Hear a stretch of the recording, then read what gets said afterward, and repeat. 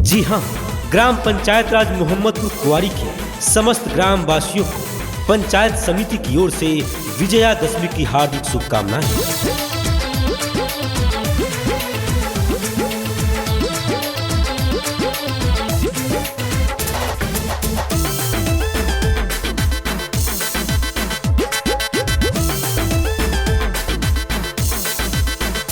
अपन बेटी पकलू पकार मैया, सभे जन जन के सुनलू पुकार मैया, पुकार मैया, पुकार मैया।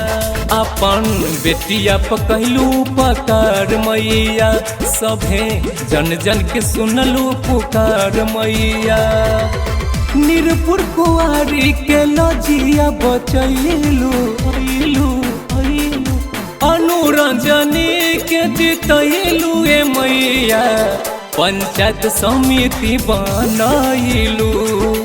अनुरंजनी के जितैलू मैया, पंचायत समिति बनैलू।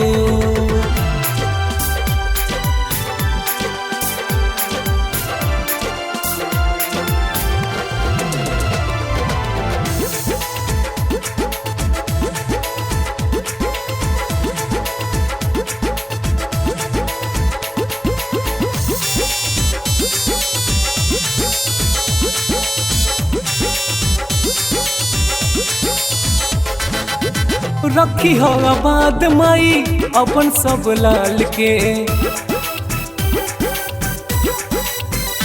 हाँ हाँ रखी हो आबाद माई अपन सब लाल के। नेवता कबूल कर हेरू अगला साल के, धन धन भइल सभे बेटा घरे अइलू।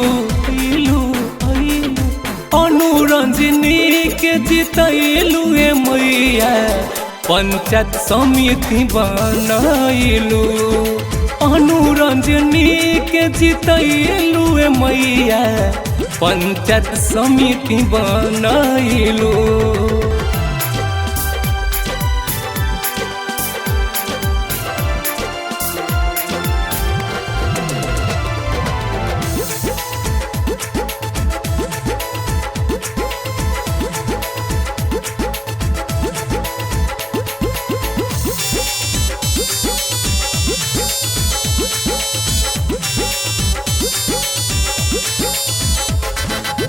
मिलल आशीर्वाद माई सभे जन जन के, हाँ हाँ मिलल आशीर्वाद माई सभे जन जन के। सुनलू तू बात माई पप्पू के मन के, गरीब मजदूर सबके सपना पूरैलू। अनुरंजनी के जितैलू मैया, पंचायत समिति बनैलू। अनुरंजनी के जितैलू मैया, पंचायत समिति बनैलू।